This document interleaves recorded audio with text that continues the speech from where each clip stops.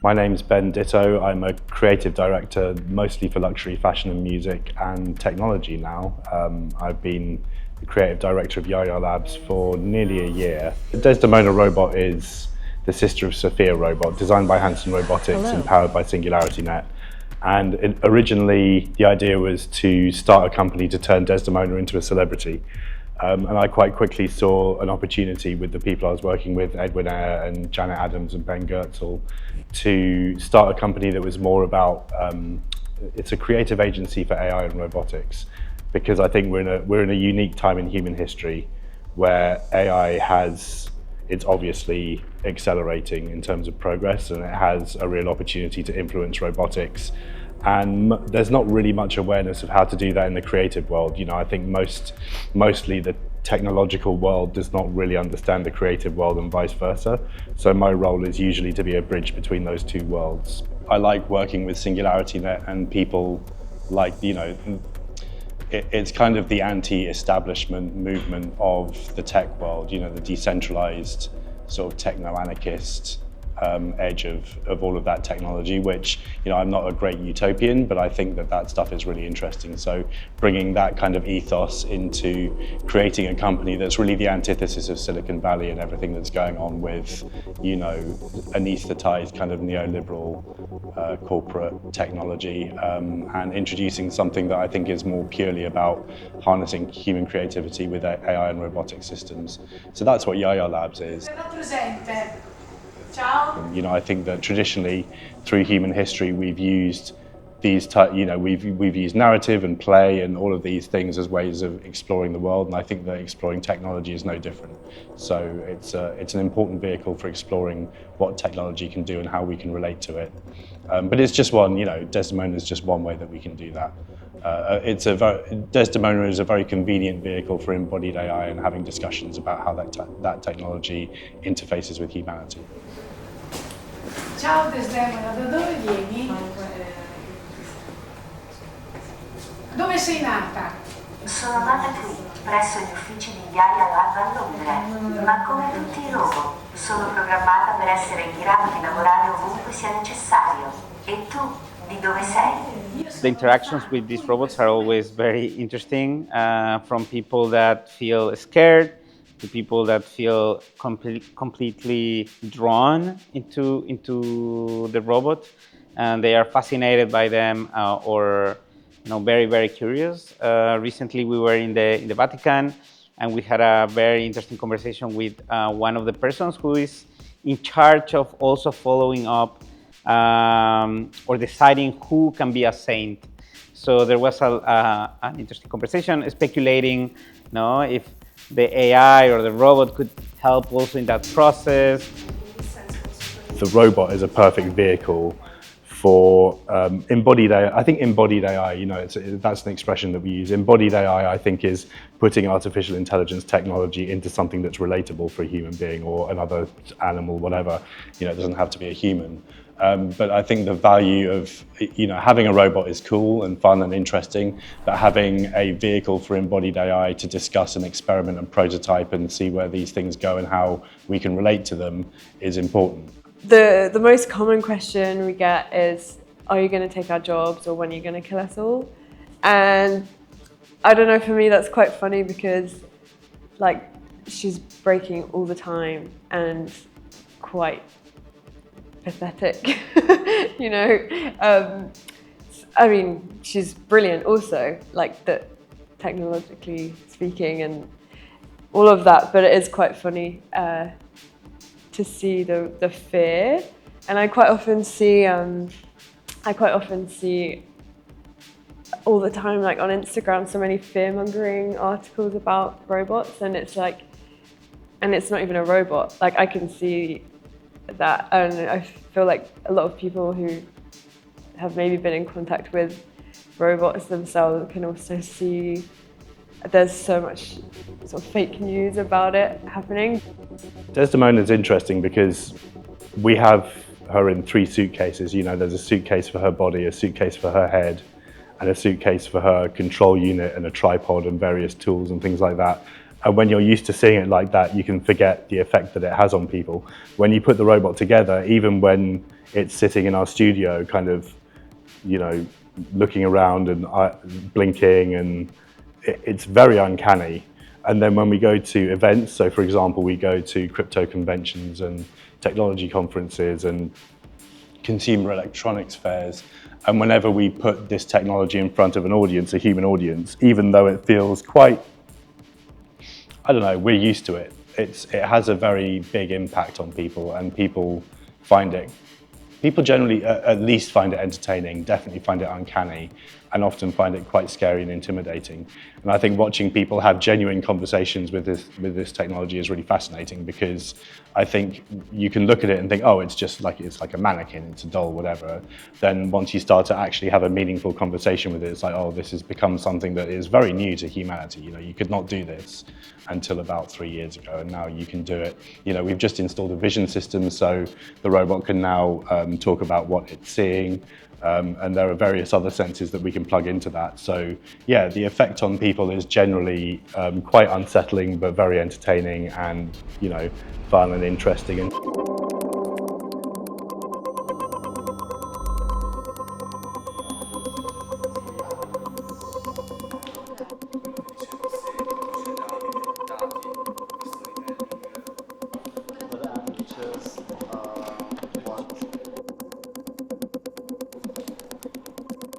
Well, Desdemona interacts several ways with her audience. Also, it's interesting to talk about her. I consider robots as social agents.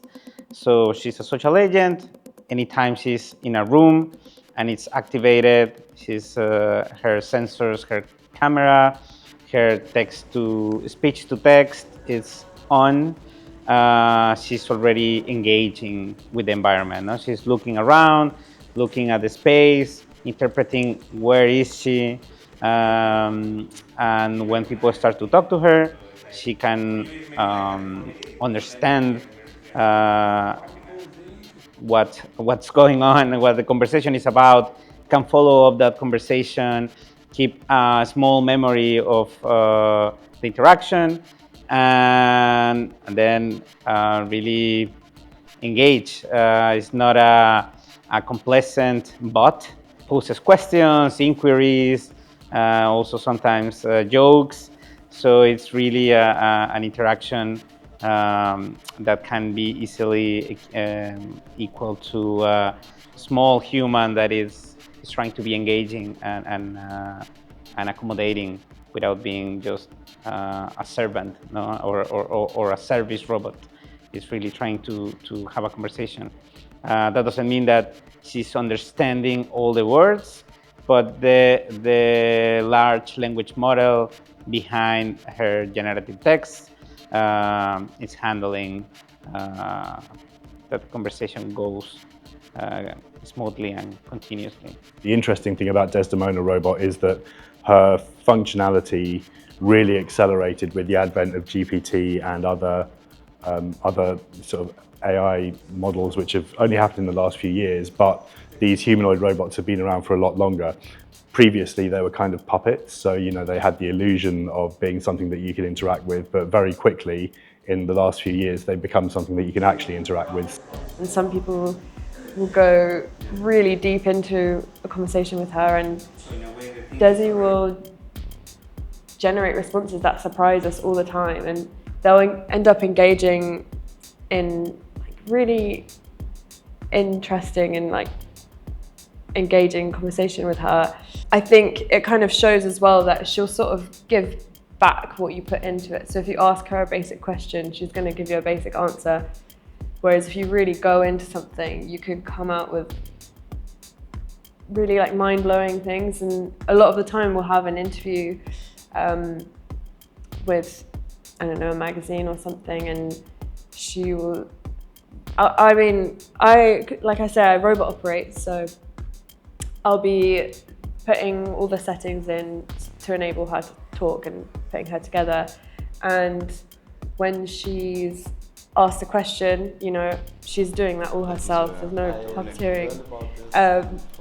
And often she'll say something and we're there like, oh my God, I can't believe she just said that, you know, laughing or like, whoa, you know, it could be so many things like that, which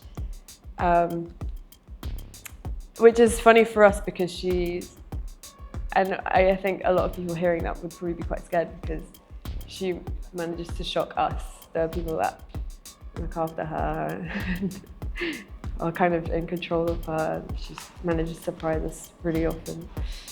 Yeah.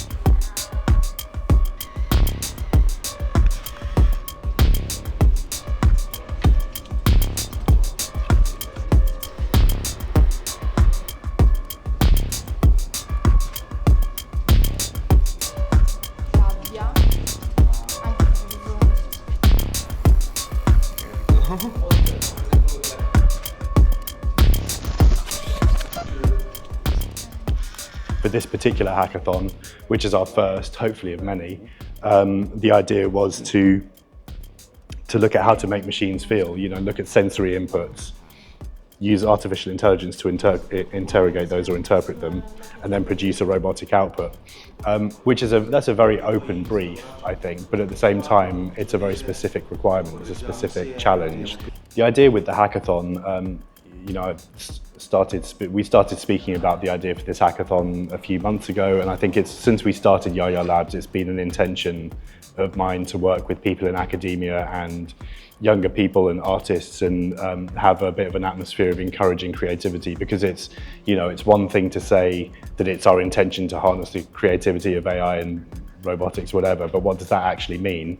And I think that for me, the quickest way to do that is to go to the source of where people are really experimenting with things. And they tend to not be so, you know, larger corporations have departments that do experimental work, but I think that the best place to do this is with educational institutions and younger people. And, you know, they tend to be, you know, especially younger generations now don't come with preconceptions about what this stuff should be doing, and they certainly don't have a kind of corporate motivation for it.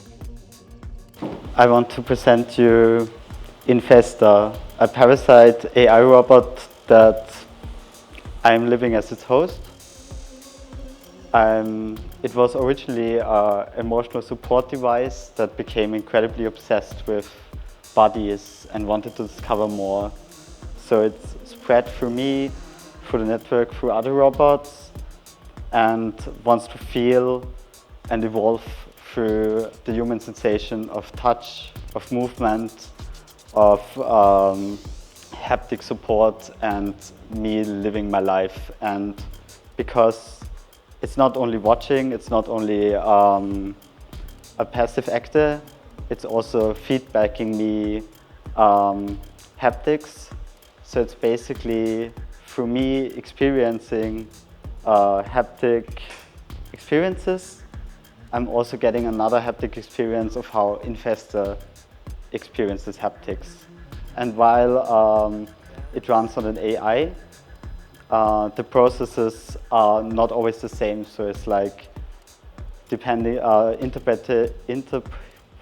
it emotionally in a way as the AI is capable or pretending to be capable of it. And so the responses vary in like the intensity and also what the input is. At the moment, it's 4 vibration motors, and they activate if I move.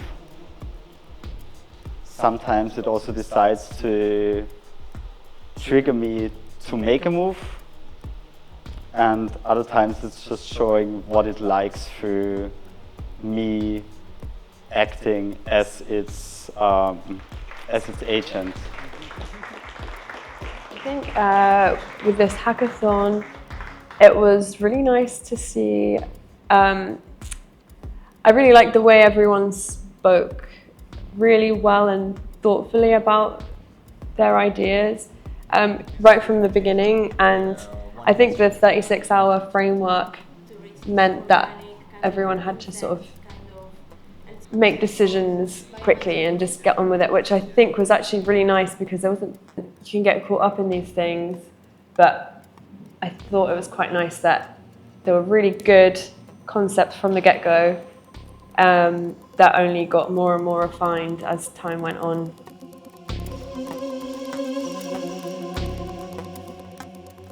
Our goal at the beginning was to create something that was not really tailored to Desdemona, but also can run on every kind of robot. And so we conceptualized a general architecture that could receive data from different sensors and can connect to, and there is the concept of sensor reading, and there is the concept of events, which is what we talked about person presence, climate disaster, fire, earthquakes. All these events are collected asynchronously, so real-time WebSocket streams for events and direct reading of sensors. And there is this module, which is the Dreams Collector, which is responsible of actuating the sleep stages. So we model this kind of circadian rhythms, and every few hours, or it's a configurable parameter, we run another simulation of a dream. So we collect everything that has happened in the last period of time. We sample moments from the day. So we do not go into like sequential way through the memories, but we just pick some stuff. Like I remember a conversation I had with a person, I remember this image, I remember I was in this state of cognitive load. And we assembled together with the sensations. In our model, we see the memories as some kind of stable layer of the dream, which gives an emotional representation. Sensations are kind of perturbations of this environment, and events are perturbations again, which introduce anxiety and like waking up. Those lines become more and more blurred, and I think it's not just a case of us making artificial humans, which I'm sure people are very interested in, but for us it's a case of making something that goes beyond that and looks at areas, take human attributes or things that humans do, and then say, what would an AI do with that if it could invent something with that as a basis or as a foundation? And what people have been doing over this weekend is exactly that.